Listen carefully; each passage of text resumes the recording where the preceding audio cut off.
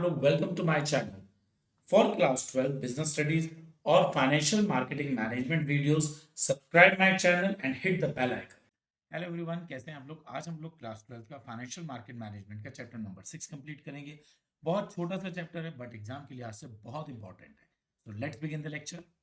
Forward contract में क्या होता है कि आप फ्यूचर का कोई एक कॉन्ट्रैक्ट करते हैं, भविष्य का कोई एक कॉन्ट्रैक्ट करते हैं। इमेजिन करिएगा आपने अपने दोस्त की सेकेंड हैंड ओल्ड बाइक खरीदनी है और आपने उससे कॉन्ट्रैक्ट करा कि भाई मैं तेरी बाइक जो है 3 महीने बाद $100 का ले लूंगा। A forward contract is like making a promise to buy और sell something in future. Forward contract में क्या होता है कि आप प्रॉमिस करते हैं किसी भी चीज को खरीदने का या बेचने का, बट फ्यूचर में। अगर हम बात करते हैं फॉरवर्ड कॉन्ट्रैक्ट के एडवांटेजेस की, तो फर्स्ट है ऑफर फ्लेक्सिबिलिटी। देखिएगा, फॉरवर्ड कॉन्ट्रैक्ट में दोनों पार्टीज मतलब बायर और सेलर आपस में डील को नेगोशिएट कर सकते हैं, टर्म्स कंडीशन को नेगोशिएट कर सकते हैं। Parties can negotiate terms like price, quantity, delivery date. Customisation, each contract is unique to the parties involve. यहाँ पर हर एक कॉन्ट्रैक्ट कस्टमाइज हो सकता है, यूनिक होता है। मिस्टर राम मिस्टर श्याम के साथ कोई कॉन्ट्रैक्ट कर रहे हैं और मिस्टर राम मिस्टर मोहन के साथ कोई कॉन्ट्रैक्ट कर रहे हैं, तो दोनों के दोनों कॉन्ट्रैक्ट एक दूसरे से अलग होंगे। Limitation, counter party risk. देखिएगा, काउंटर पार्टी रिस्क का मतलब ये होता है कि बायर और सेलर में से एक भी पार्टी इस कॉन्ट्रैक्ट को जब पूरा नहीं करती तो ये अपने आप में एक रिस्क होता है। There is a risk that the other party might not fulfil their end of the deal. मतलब ये एक रिस्क तो रहता है कि बायर और सेलर में से कोई ना कोई कभी ना कभी किसी न किसी को डिच कर सकता है। Lack of transparency, prices and terms are privately negotiation. देखिए, मोहन ने जब सोहन के साथ कॉन्ट्रैक्ट करा तो ये नेगोशिएशन प्राइवेटली थी। मोहन ने राम के साथ कॉन्ट्रैक्ट करा तो ये भी बहुत ही प्राइवेट नेगोशिएशंस थे। तो इसके अंदर ट्रांसपेरेंसी तो बिल्कुल भी नहीं है। जिसके साथ डील कर रहे हो उसी के साथ आपके टर्म्स कंडीशन यूनिक फॉर्म में है। दूसरा आदमी तो जानता भी नहीं कि उसके साथ आपकी डील क्या हुई है। The contract price is generally not available in the public domain. अब ट्रांसपेरेंट क्यों नहीं है? क्योंकि पब्लिक डोमेन पर इसको कभी भी एक्सपोज किया ही नहीं जाता, as these contracts are privately negotiated. Settlement and delivery, on the agreed date the contract is settled either by delivering the asset or cash settlement. यहाँ पर कॉन्ट्रैक्ट डेट पे क्या होता है, जब आपकी कोई डिलीवरी डेट आती है तो वहां पर आपको या तो एसेट्स दे दी जाती है या पैसों के साथ उसको सेटल किया जाता है। Reversing the contract, if you want to cancel the agreement, कई बार ऐसा होता है कि जो हमारा फॉरवर्ड कॉन्ट्रैक्ट होता है हम उसको किसी भी वजह से कैंसिल कर सकते हैं। You usually have to do it with the same person. तो जिसके साथ आप कॉन्ट्रैक्ट कर रहे हैं आप उसी के साथ उसे कैंसिल करेंगे। दिस कैन बी कॉस्टली, ये अपने आप में कॉस्टली होता है, because finding someone else with the exact terms is difficult. अब मोहन ने रोहन के साथ जो कॉन्ट्रैक्ट करा है अब उसको कैंसिल कर दिया। अब मोहन चाहता है कि मैं कोई एक ऐसा पर्सन ढूंढूं जो रोहन जैसी टर्म्स कंडीशन थी वैसा ही मैं दूसरी पार्टी के साथ करूं, ये बहुत ही मुश्किल होगा। अब हम बात करते हैं फॉरवर्ड कॉन्ट्रैक्ट के इलस्ट्रेशन की। तो हम इस कॉन्ट्रैक्ट के बिगनिंग की अगर हम बात करते हैं, बायर और सेलर के बीच में ये जो कॉन्ट्रैक्ट होता है फिक्स प्राइस पर होता है और यहाँ पर सिर्फ हमारी टर्म्स कंडीशंस को आपस में डील किया जाता है, ना कि किसी चीज को डील किया जाता है। नो मनी और asset is exchanged at the beginning of the contract on the expiry of future contract. लेकिन जब ये कॉन्ट्रैक्ट हमारा एक्सपायर होता है तो बायर जो होता है पैसे देता है सेलर को, और सेलर जो होता है फिजिकल एसेट जो होता है बायर को पहुंचाता है। देखिएगा, लिमिटेशंस ऑफ फॉरवर्ड कॉन्ट्रैक्ट क्या होते हैं। लैक ऑफ सेंट्रलाइजेशन, आपको पता है आप अगर शेयर मार्केट में कोई भी डील करते हैं वहां पर सेबी होता है, एक रेगुलेटरी बॉडी है जो इस पूरे के पूरे कॉन्ट्रैक्ट्स को वॉच करता है। लेकिन फॉरवर्ड मार्केट में ऐसा कोई भी रेगुलेटरी बॉडी नहीं होती कि जो आपके कॉन्ट्रैक्ट को वॉच करे और होने वाले चीट को वो कंट्रोल कर सके। कॉन्ट्रैक्ट्स आर प्राइवेटली नेगोशिएटेड, जितने भी कॉन्ट्रैक्ट्स होते हैं वो प्राइवेटली नेगोशिएट किए जाते हैं। Not listed on any centralise platform like stock exchange. Illiquidity, each contract is customise. यहाँ पर जितने भी कॉन्ट्रैक्ट होते हैं कस्टमाइज्ड होते हैं, making it difficult to trade openly due to different specifications. अब यहाँ पर क्या होता है कि अलग अलग स्पेसिफिकेशंस की वजह से कोई किसी के साथ डील नहीं कर पाता। Counter party risk, there is a risk of default by any party involve in the transaction. कभी भी बायर या सेलर इस कॉन्ट्रैक्ट को ब्रेक कर सकते हैं, तो एक दूसरे के लिए काउंटर पार्टी रिस्क हो जाता है। अब फ्यूचर कॉन्ट्रैक्ट क्या होता है? देखो, फॉरवर्ड कॉन्ट्रैक्ट भी हम फ्यूचर के लिए करते हैं और फ्यूचर कॉन्ट्रैक्ट भी फ्यूचर के लिए करते हैं। बस फर्क क्या है, फॉरवर्ड कॉन्ट्रैक्ट जो होता है आपस में पर्सनली टर्म्स कंडीशन से किया जाता है, फ्यूचर कॉन्ट्रैक्ट शेयर मार्केट में किया जाता है। होते ये दोनों फ्यूचर के लिए। A future contract is an agreement to buy or sell an asset at a specific time, price, but unlike forward, they are standardized and traded on exchange. अब होता है क्या है कि जो फ्यूचर कॉन्ट्रैक्ट है ये भी हमारा एक एग्रीमेंट होता है जिसके अंदर हम बाय और सेल करते हैं एसेट्स को, लेकिन ये सब हम स्टॉक एक्सचेंज में करते हैं। Standardisation, future contract have set features. अब यहाँ पर स्टॉक एक्सचेंज के जितने भी रूल्स रेगुलेशंस हैं सब स्टैंडर्डाइज हैं। जैसे आपकी quantity, quality, delivery date, location, सब चीजें हमारी यूनिफॉर्म है। Offsetting, you can cancel a future contract before maturity. Maturity से पहले तो आप उसे कैंसिल कर सकते हैं, बट मैच्योरिटी की डेट पर आप उसे कैंसिल नहीं कर सकते। फॉर एग्जाम्पल, एक ट्रेडिंग फ्यूचर कॉन्ट्रैक्ट है, शेयर्स का करता है। Each contract specifies the quantity. आपने शेयर्स के लिए फ्यूचर कॉन्ट्रैक्ट किया, यहाँ पर शेयर्स की क्वांटिटी, क्वालिटी, डिलीवरी डेट, हर एक चीज बिल्कुल स्टैंडर्डाइज होगी, बिल्कुल फिक्स होगी, जिससे हमारा ट्रेड जो होता है हमेशा इजी रहता है। Standardisation item in future contract क्या है? Quantity, quality, date, month of delivery, etcetera. अब हम बात करते हैं फ्यूचर और फॉरवर्ड कॉन्ट्रैक्ट के बीच में डिफरेंस क्या है। While both serve to allocate risk in certain market, देखिएगा दोनों में रिस्क तो रहता ही है कि दोनों के दोनों फ्यूचर के लिए होते हैं। Future contract improve upon forward bye eliminating counter party risk, लेकिन यहाँ पर फ्यूचर कॉन्ट्रैक्ट के अंदर थोड़ा सा रिस्क कम रहता है, क्योंकि यहाँ पर काउंटर पार्टी रिस्क होता ही नहीं है। फ्यूचर कॉन्ट्रैक्ट शेयर मार्केट में होता है, इस वजह से वहां पर सेबी एक रेगुलेटरी बॉडी है जो इन कॉन्ट्रैक्ट्स को देखती है और होने वाली डिच को वो कंट्रोल करते हैं।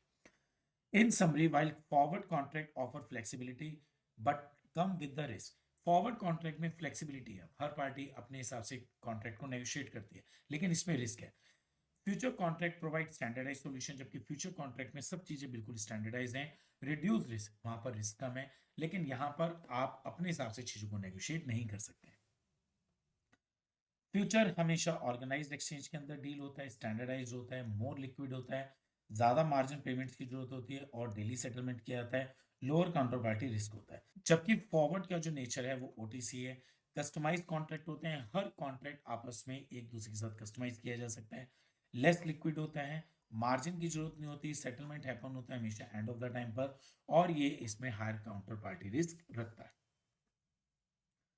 अब फ्यूचर कॉन्ट्रैक्ट की अगर मैं टर्मोलॉजी की बात करता हूं तो सबसे पहले आता है लॉन्ग पोजीशन। लॉन्ग का मतलब होता है इन्वेस्टर्स बाय द कॉन्ट्रैक्ट, जब इन्वेस्टर्स बाय करते हैं कॉन्ट्रैक्ट को, इसको हम लोग लॉन्ग पोजीशन कहते हैं। शॉर्ट पोजीशन, जब इन्वेस्टर्स सेल करते हैं कॉन्ट्रैक्ट को, इसको हम शॉर्ट पोजीशन कहते हैं। स्पॉट प्राइस, किसी भी एसेट या शेयर का जो करंट प्राइस होता है that is spot price. Future price, जिस रेट पर आप एग्री करते हैं फ्यूचर कॉन्ट्रैक्ट को, agreed price at the contract, कि जिस रेट पर आपने फ्यूचर के कॉन्ट्रैक्ट को एग्री किया है, कि जिस रेट पर आप अपने एसेट्स को डिलीवर करेंगे, उसे हम फ्यूचर प्राइस कहते हैं। Contract cycle, period during which a contract is traded, जिस पीरियड में आपने अपने पूरे के पूरे कॉन्ट्रैक्ट को ट्रेड किया है, इसको हम लोग कॉन्ट्रैक्ट साइकिल कहते हैं। For example, national stock exchange के अंदर अगर हम बात करते हैं इंडेक्स फ्यूचर की, तो इसका contract cycle 1 month, 2 months, 3 months रहता है। Expiry cycle with expire on the last Thursday of the month, हर एक साइकिल चाहे 1 मंथ है, 2 मंथ है, 3rd मंथ है, ये हमेशा मंथ की लास्ट थर्सडे में एक्सपायर होता है। 10 जनवरी expiration contract expire on the last Thursday of January, अगर आपका कॉन्ट्रैक्ट मंथ जैन में एक्सपायर होने वाला है तो वो जनवरी की लास्ट थर्सडे में एक्सपायर होगा। On Friday following the last Thursday a new contract having a 3 months expiry is introduce for trading. और हम इमेजिन करते हैं थर्सडे में जब आपका पुराना कॉन्ट्रैक्ट एक्सपायर हो गया तो नेक्स्ट डे फ्राइडे से अगले 3 महीने का आप एक नया कॉन्ट्रैक्ट कर सकते हैं।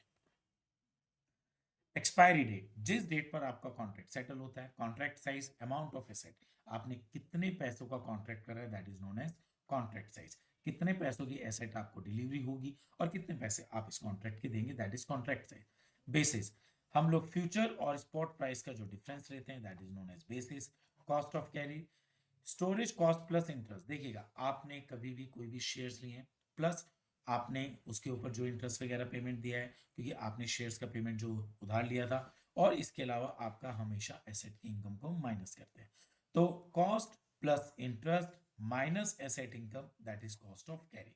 Initial margin, amount deposited in margin account, जब आप मार्जिन अकाउंट में पैसा डिपॉजिट करते हैं स्टार्टिंग में, that is initial margin. Marking to market, daily adjustment of margin, जब आप अपने मार्जिन अकाउंट को डेली एडजस्ट करते हैं that is known as marking to market. Maintenance margin, जब आप अपने मार्जिन मनी का एक मिनिमम बैलेंस रखते हैं उसको हम लोग मेंटेनेंस मार्जिन कहते हैं। Trading underlying versus trading single stock future, trading securities that is underlying assets require a trading account with a broker and demat account. अगर आप शेयर्स डिबेंचर्स में डील करना चाहते हैं तो आपका एक ट्रेडिंग अकाउंट होना चाहिए, और ये ट्रेडिंग अकाउंट किसी भी ब्रोकर के यहाँ ओपन किया जाएगा, इसको हम लोग डीमैट अकाउंट कहते हैं। Buying share means full payment upfront ownership in the company, voting right, अगर आप कभी शेयर्स खरीदते हैं तो इसका मतलब आपने शेयर्स खरीदते हुए पूरा पेमेंट दे दिया है, आपके पास कंपनी के शेयर्स की ऑनरशिप आ गई है, आपके पास वोटिंग राइट आ गया और आपको कंपनी के डिविडेंड भी दिए जाएंगे। सेलिंग रिक्वायर प्रायर ऑनरशिप, लेकिन जब भी आप कभी शेयर्स को बेचेंगे तो उससे पहले आप उन शेयर्स के ऑनर होने चाहिए। Trading single stock future derivative, यहां पर सिंगल स्टॉक फ्यूचर को हम लोग डेरिवेटिव कहते हैं। Require only a future trading account, यहां पर आपको ट्रेडिंग अकाउंट नहीं, फ्यूचर ट्रेडिंग अकाउंट चाहिए और मार्जिन मनी चाहिए। Future traders don't own the stock but enter a contract to buy later. Future के अंदर क्या होता है, जब आप फ्यूचर कॉन्ट्रैक्ट करते हैं तो आपके पास आज की डेट में शेयर्स नहीं आते, लेकिन ये कॉन्ट्रैक्ट फ्यूचर की डेट में होता है। In India all futures are cash settled, India में जितने भी हैं फ्यूचर कॉन्ट्रैक्ट ये सब कैश सेटल किए जाते हैं। नो फिजिकल डिलीवरी, इसमें फिजिकल डिलीवरी होती ही नहीं है, सिर्फ प्रॉफिट और लॉस को हम लोग इस फ्यूचर कॉन्ट्रैक्ट में एडजस्ट करते हैं। Now the topic is future pay of. पे of is the return from buying and selling future contract. पे ऑफ क्या होता है, आपको आने वाला वो प्रॉफिट जो फ्यूचर के कॉन्ट्रैक्ट्स को जब आप बाय और सेल करते हैं। अगर आपका पे ऑफ पॉजिटिव है इसका मतलब आपको प्रॉफिट है, और अगर आपका पे ऑफ नेगेटिव है इसका मतलब आपको लॉसेस है। तो फ्यूचर कॉन्ट्रैक्ट हैव सिस्टमैटिकली पे ऑफ, फ्यूचर कॉन्ट्रैक्ट में सिस्टमैटिकली पे ऑफ है। दैट मीन्स बोथ बायर और सेलर दोनों के लिए अनलिमिटेड प्रॉफिट और अनलिमिटेड लॉसेस होते हैं। अब अगर मैं फ्यूचर पे ऑफ की बात करता हूं तो ये दो तरीके का होता है, pay off for buyer for future long future, मतलब खरीदने वाला फ्यूचर कॉन्ट्रैक्ट और बेचने वाला फ्यूचर कॉन्ट्रैक्ट। खरीदने वाले को हम लोग बोलते हैं लॉन्ग फ्यूचर और बेचने वाले को बोलते हैं short future. Pay off for buyer for future, for a buyer of future if the underlying assets value rises they profit. देखिएगा, बाइंग के टाइम पर अगर किसी चीज का रेट बढ़ता है तो आपको प्रॉफिट हुआ है, but if it is fall, लेकिन अगर खरीदने के बाद चीज का रेट कम हो जाता है तो ये आपको लॉस हुआ है। हम इमेजिन करते हैं कि आपने कोई सिक्योरिटीज ली है 6000 पॉइंट्स पर। अब 6000 पॉइंट्स के बाद कुछ टाइम बाद मार्केट 7000 पॉइंट्स पर है या 8000 पॉइंट्स पर है, तो आपके लिए प्रॉफिट होगा। क्यों? इमेजिन करिएगा आपने 6000 पॉइंट्स पर 100 रुपीज में कोई एक स्टॉक लिया है, आज वो 120 या 140 का है, तो इसका मतलब आपने उसको सस्ते रेट पे बाय किया था, ये आपके लिए प्रॉफिट है। Pay off for selling future, selling a future contract is like betting against an asset value. Selling future का मतलब होता है कि आप किसी एसेट्स वैल्यू के अगेंस्ट बेटिंग कर रहे हैं। Similarly to shorting a stock the seller faces potential unlimited profit और लॉस। यहाँ पर जब हम बात करते हैं सेलिंग फ्यूचर की तो इसमें भी अनलिमिटेड प्रॉफिट या लॉस होता है। इमेजिन करिएगा आपने निफ्टी 50 जब 6000 पॉइंट का था तब आपने किसी भी कॉन्ट्रैक्ट को सेल करा है। Nifty index serves as the underlying assets, यहाँ पर निफ्टी को हम लोग एक अंडरलाइंग एसेट्स का बेस मान के चल रहे हैं। हम ये मान के चल रहे हैं आपने 6000 पॉइंट पर मतलब 100 के स्टॉक पर कुछ स्टॉक को बेच दिया है। इफ निफ्टी वैल्यू डिक्रीजेस, अब आपका जो निफ्टी है वो 5000 पॉइंट्स पर है, तो जिनको आपने 100 का बेचा था अब वो 80 के हो गए। तो आपके लिए जैसे जैसे निफ्टी की वैल्यू डिक्रीज होगी आपको प्रॉफिट होगा, लेकिन अगर आपकी ये निफ्टी की वैल्यू बढ़ेगी तो ये आपको लॉस होगा। डिक्रीज होने पे प्रॉफिट क्यों होगा? क्योंकि जब आपने कॉन्ट्रैक्ट बेचा था तो 100 रुपीज का था, जैसे जैसे निफ्टी डाउन हो रहा है अब वो कॉन्ट्रैक्ट 80 का है, 60 का है, तो आज अगर आप उस कॉन्ट्रैक्ट को बेचते हो तो मात्र 60 का बेचते हो, जबकि आपने पहले उसे 80 का या 100 का बेचा तो वो आपके लिए प्रॉफिट था। हाई रेट पर बेचना, तो निफ्टी अगर डाउन जाएगा तो सेलर को लॉस होगा, और अगर निफ्टी अप जाएगा तो सेलर को प्रॉफिट होगा। Pricing future cost of carrying logic, देखिएगा हम लोग जब भी किसी भी कॉन्ट्रैक्ट को फ्यूचर रेट पर बाय करते हैं तो उसकी कॉस्ट ऑफ कैरिंग, उसकी टोटल कॉस्ट आती कितनी है? Future price follow the cost of carrying principle. Future price पे जब भी हम किसी भी कॉन्ट्रैक्ट को खरीदते हैं तो इसका मतलब ये नहीं हुआ कि हमने आज प्रेजेंट में पेमेंट दे दी और दैट्स ऑल और 3 महीने बाद हमें डिलीवरी मिलेगी, नहीं, हमें वहां पर कॉस्ट निकालने के लिए कॉस्ट ऑफ कैरी प्रिंसिपल का यूज करना होता है। अब कॉस्ट ऑफ कैरी को निकालते हुए हम लोग क्या करते हैं? बेसिकली कॉस्ट ऑफ कैरी में जो भी आप सिक्योरिटीज लेते हैं 2 या 3 महीने के कॉन्ट्रैक्ट पे उसकी कॉस्ट प्लस इंटरेस्ट, आपके मार्जिन के एक्सपेंसेस, आपकी एडवाइजरी फीस, और उस सिक्योरिटीज को स्टोरेज करने की या उस कमोडिटीज को स्टोरेज करने की कॉस्ट, ये सब चीजें ऐड होकर ही हमारी टोटल कॉस्ट बनाती है। यहां पर इसका फॉर्मूला है F equals to SERT। R का मतलब है कॉस्ट ऑफ फाइनेंसिंग, टी का मतलब हो गया टाइम पीरियड, और ई है हमारा 2.71827 के इक्वल।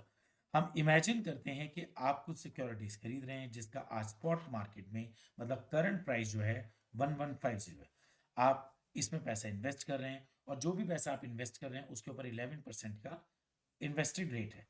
तो यहाँ पर 1 महीने बाद उसकी जो फेयर वैल्यू निकलेगी वो कितनी निकलेगी? फॉर्मूला लगाने के बाद जो आज 1150 का है विद इंटरेस्ट वो 1160 का होगा। स्टॉक इंडेक्स फ्यूचर और cost of carry. Stock index future gives trader the right and obligation to buy और sell a portfolio of stock. Stock index future जो होता है एक तरीके से राइट देता है ट्रेडर को कि किसी भी स्टॉक को या पोर्टफोलियो को बाय कर सकता है, सेल कर सकता है, रिप्रेजेंटिंग द इंडेक्स। और ये जो बाइंग और सेलिंग होगी ये इंडेक्स को रिप्रेजेंट करेगी, मतलब वो जो स्टॉक आप डील कर रहे हैं वो इंडेक्स को रिप्रेजेंट करेगा। Since they are cash settle no physical stock delivery occurs. अब फ्यूचर कॉन्ट्रैक्ट हमेशा कैश सेटल होते हैं, इसमें कभी भी फिजिकल डिलीवरीज नहीं होती। अब बात करते हैं हम कमोडिटीज और इक्विटी इंडेक्स फ्यूचर की डिफरेंस की। No storage cost for equity, equities के लिए कभी भी स्टोरेज कॉस्ट नहीं होती। Dividend impact pricing, if long on stock dividend are a cost reduction. मान लिया अगर आपको कोई डिविडेंड मिलता है शेयर्स के अगेंस्ट, तो उस कॉस्ट में से इस डिविडेंड को माइनस कर दिया जाता है, तो आपके प्रोडक्ट की नेट कॉस्ट आ जाती है। If shorting dividend act as a cost addition, और अगर शॉर्टन है तो वो कॉस्ट में ऐड हो जाता है। Cost of carrying formula, finance cost minus dividend. Accurately forecasting dividend is crucial for pricing equity future. आपके लिए डिविडेंड को एक्यूरेटली मेजर करना बहुत जरूरी है, क्योंकि उसी के बेस पर हम इक्विटी के फ्यूचर को प्राइसिंग करते हैं। Price index future with expected dividend, मतलब अगर हम कभी कॉस्ट ऑफ कैरी निकालते हैं और हमें एक्सपेक्टेड है कि कंपनी हमें डिविडेंड देगी, तो हम यहाँ पर कैसे प्राइस कैलकुलेट करते हैं। Future price is calculated based on cost of carry model. जो हम फ्यूचर प्राइस निकालते हैं किसी भी सिक्योरिटीज का या पोर्टफोलियो का, वो कॉस्ट ऑफ कैरी मॉडल पर होता है। इसके अंदर हम कंपनी से मिलने वाले डिविडेंड को एडजस्ट करते हैं। फॉर्मूला क्या होता है, जो भी हमारी फाइनेंस कॉस्ट आती है माइनस जो भी हमें कंपनी से डिविडेंड मिलता है। सपोज करेगा आपको किसी भी फ्यूचर कॉन्ट्रैक्ट की करने में कॉस्ट आई है 100 रुपीज, और कंपनी की तरफ से आपको 10 रुपीज का डिविडेंड मिल रहा है, तो इसके अलावा आपकी नेट कॉस्ट जो है ₹90 है। फाइनेंस कॉस्ट क्या होती है, the cost of borrowing money. अगर आपने पैसा बोरो कर रहा है तो ये जो कॉस्ट ऑफ बोरोइंग मनी होती है इसको हम लोग फाइनेंस कॉस्ट कहते हैं। Dividend index stock generate dividend, जितनी भी बड़ी बड़ी कंपनीज होती हैं डिविडेंड को जनरेट करती हैं। There present value is subtracted from the carrying cost. Nuances, difference between spot and future price. आपके स्पॉट प्राइस और फ्यूचर प्राइस के बीच का ये जो डिफरेंस होता है इसको हम लोग न्यूएंसेस कहते हैं। ये हमेशा डिक्रीज होता रहता है, एक्सपायरी इज नियर। जैसे जैसे हमारा कॉन्ट्रैक्ट का टाइम पीरियड पास आएगा, करंट प्राइस और फ्यूचर प्राइस एक दूसरे के क्लोज होंगे, तो ये गैप जो है हमारा खत्म हो जाता है एट लास्ट, और ये हमारा गैप जीरो पर आ जाता है। Application of stock future, stock future gives the right and obligation to buy and sell stock. अगर आप स्टॉक फ्यूचर में देखते हैं तो ये आपको राइट देता है, आप स्टॉक को बाय और सेल कर सकते हैं, बट आर कैश सेटल। लेकिन ये सारे के सारे कैश सेटल होते हैं, इसमें फिजिकल डिलीवरीज नहीं मिलती, meaning no physical delivery. Pricing stock future with no expected dividend. No dividend are expected. Future price equal or spot price multiplied by the cost of carry. अब होता क्या है कि अगर आपको डिविडेंड नहीं मिल रहा है तो जो आपकी कॉस्ट ऑफ कैरी है वही हमारा प्राइस स्टॉक बन जाता है। Pricing stock future with expected dividend, with expected dividend during the future contract the cost of carry is adjusted by dividend amount. होता क्या है कि जब भी हम एक्सपेक्ट करते हैं डिविडेंड को ड्यूरिंग द ईयर, तो हमारी जो कॉस्ट ऑफ कैरी होती है वो आती है हमेशा डिविडेंड अमाउंट को एडजस्ट करने के बाद। मतलब अगर 100 का शेयर है और डिविडेंड 10 का मिला है, तो कुछ टाइम बाद जो उसकी हम कॉस्टिंग मानेंगे वो ₹90 मानेंगे। Understanding beta, beta means a stock sensitivity to market movement. Beta का मतलब ये होता है कि जब भी कभी मार्केट अप जा रही है या डाउन जा रही है, इसके जो मूवमेंट की सेंसिटिविटी है इसको हम लोग बीटा कहते हैं। A stock with a beta of one move in a line with the market while above one indicate more volatility. अगर ये वॉलिटिलिटी एक रेशियो में आ रही है तो ये तो बिल्कुल परफेक्ट है, लेकिन अगर ये बहुत ज्यादा जा रही है या बहुत कम जा रही है तो ये हमारी शेयर मार्केट के लिए अच्छा साइन सिंबल नहीं है। तो बीटा एक तरीके से मार्केट का मूवमेंट उसकी वॉलिटिलिटी को बताता है। Hedging, long security sell future. Investor use future to hedge against losses in spot market. अब होता क्या है, जितने भी इन्वेस्टर्स होते हैं ये लोग फ्यूचर का यूज करते हैं होने वाले लॉसेस को स्पॉट मार्केट से अपने आप को बचाने के लिए। For example, if an investor hold a stock whose price fall, they can offset potential loss by selling future contract. अगर एक इन्वेस्टर के पास कुछ ऐसे स्टॉक हैं जिनका प्राइस कम हो रहा है, तो वो इस लॉस को कवर करने के लिए क्या करेगा, फ्यूचर कॉन्ट्रैक्ट को करेगा। Speculation, bullish security bye future. Speculator can bet on price movement. जितने भी स्पेकुलेटर होते हैं ये प्राइस मूवमेंट पर बेट करते हैं using future contract instead of buying the actual security. ये लोग फ्यूचर कॉन्ट्रैक्ट के हिसाब से बाय करते हैं, ना कि एक्चुअल सिक्योरिटी के हिसाब से बाय करते हैं। इन summary, hedging mitigates risk associated with holding the securities, ये एक तरीके से जो भी आपके पास सिक्योरिटीज है उसके रिस्क को कम करता है। Speculation, profit from anticipated price movement, और अगर कभी प्राइस बहुत बढ़ जाता है या बहुत कम हो जाता है तो उस चीज के अगेंस्ट जो हमें प्रॉफिट्स देता है वो स्पेकुलेशंस देता है। Speculation bearish security, the investor believe a security is overvalued and expected its price to fall. कई बार ऐसा होता है कि जो इन्वेस्टर होता है उसको ये आइडिया होता है कि अभी किसी चीज का रेट बहुत बढ़ गया है बट फ्यूचर में उसका रेट कम होगा। Instead of buying the actual security the investor sell future contract on it. अब होगा क्या, जब वो शेयर्स डाउन होने वाला होगा उससे पहले आप अपने हाई प्राइस पर शेयर बेच दीजिएगा। जब आप हाई प्राइस पर अपने शेयर्स बेचेंगे आपके पास पैसे आएंगे, और जब शेयर का रेट डाउन हो जाएगा तब आप उसको सस्ते रेट पे खरीदेंगे, आपको एक्स्ट्रा बेनिफिट होगा। इमेजिन करिएगा एक शेयर 100 का है, आपने उसको सेल करा और मार्केट में जब रेट कम हो जाएगा 50 का आएगा तो नेचुरली आप यहाँ से 2 शेयर्स को बाय कर सकते हैं। तो इसको हम लोग कहते हैं स्पेकुलेशन।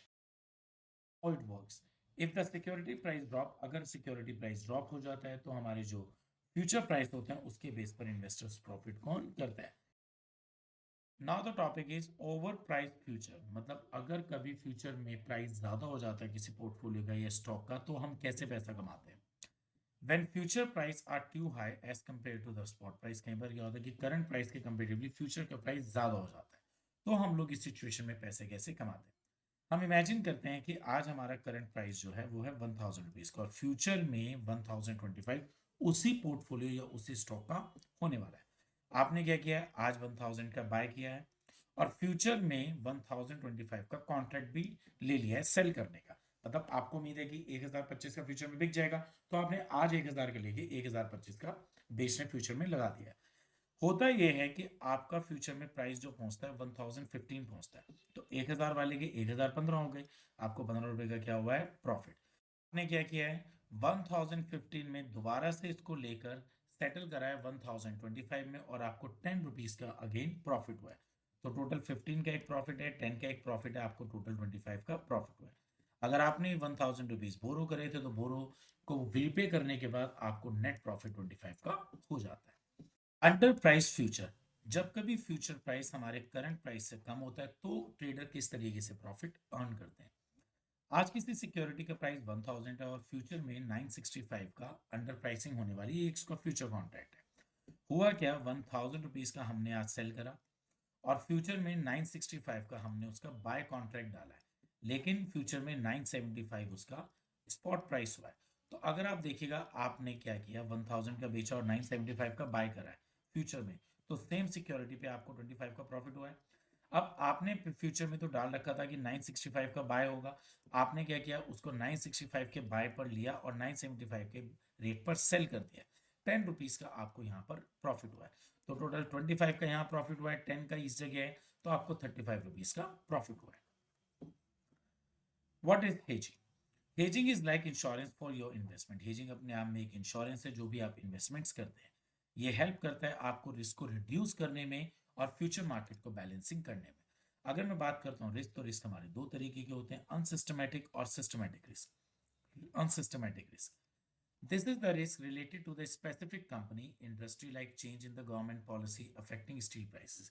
कभी कभी क्या होता है कि इसे स्पेसिफिक इंडस्ट्री का जो रिस्क होता है उसको हम अनसिस्टमैटिक रिस्क कहते हैं। उसके पीछे रीजन कोई भी हो सकता है, लाइक गवर्नमेंट ने कोई भी अपनी पॉलिसी चेंज करी है तो स्टील इंडस्ट्रीज को लॉस होना शुरू हो गया या स्टील इंडस्ट्रीज को प्रॉफिट होना शुरू हो गया, इसे कहते हैं unsystematic risk. Systematic risk, this is the overall market risk that affect the all stock. और सिस्टमैटिक रिस्क वो होता है कि जो हमारी पूरी स्टॉक मार्केट पे इंपैक्ट डालता है। फॉर एग्जांपल निफ्टी 50, अगर निफ्टी 50 ड्रॉप हुआ है तो पूरी मार्केट डाउन हुई है, और अगर निफ्टी 50 राइज हुआ है तो पूरी मार्केट अप हुई है।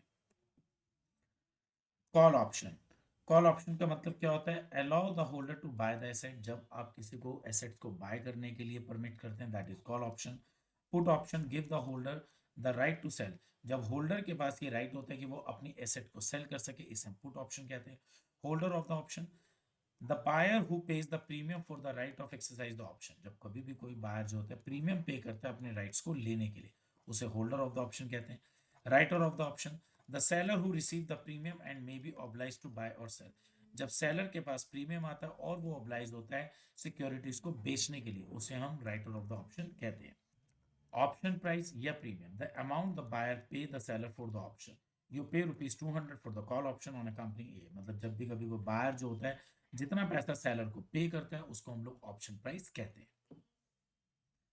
Expiration date, the date at which the option must be exercise, जिस डेट पर आपका कॉन्ट्रैक्ट पूरा हो रहा है उसको हम एक्सपायरेशन डेट कहते हैं। Strike price, the price at which the assets can be bought और सोल्ड, जिस रेट पर हम एसेट्स को खरीद सकते हैं बेच सकते हैं उसको हम लोग स्ट्राइक प्राइस कहते हैं।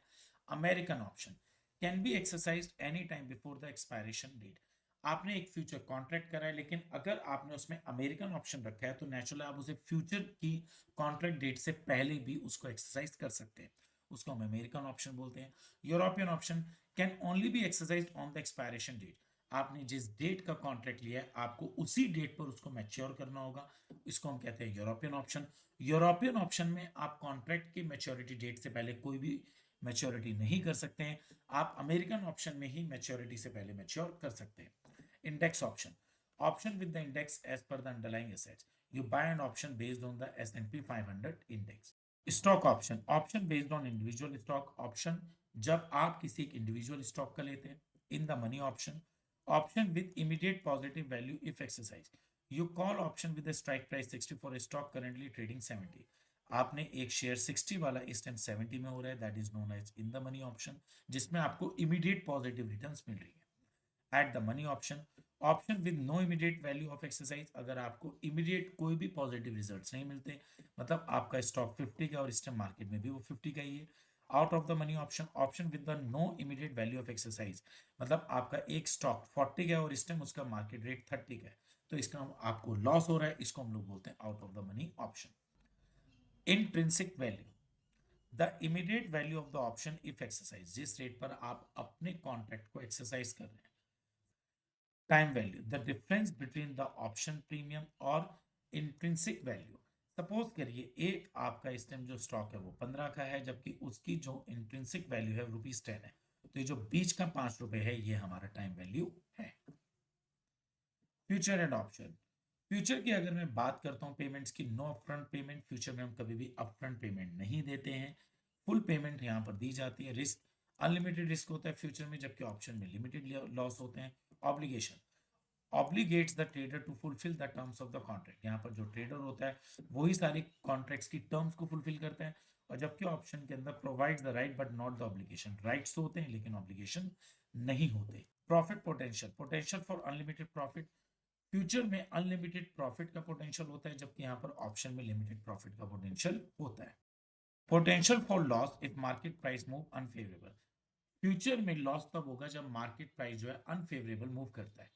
पोटेंशियल फॉर प्रॉफिट, यहाँ पर प्रॉफिट आपको होगा if market price move favourable, अगर मार्केट प्राइस फेवरेबल मूव करती है, बट ये एक लिमिटेड रेशियो में होगा। Net profit, outcome determined by solely market price movement, यहाँ पर जो आपके फ्यूचर में प्रॉफिट होगा वो मार्केट के प्राइस मूवमेंट की वजह से होगा, और ऑप्शन के अंदर जो प्रॉफिट होगा वो मार्केट के प्राइस मूवमेंट माइनस प्रीमियम की वजह से होगा। Insurance, no insurance like protection, यहाँ पर कोई भी इंश्योरेंस नहीं है प्रोटेक्शन को लेकर, सारा का सारा रिस्क बियर करना पड़ता है।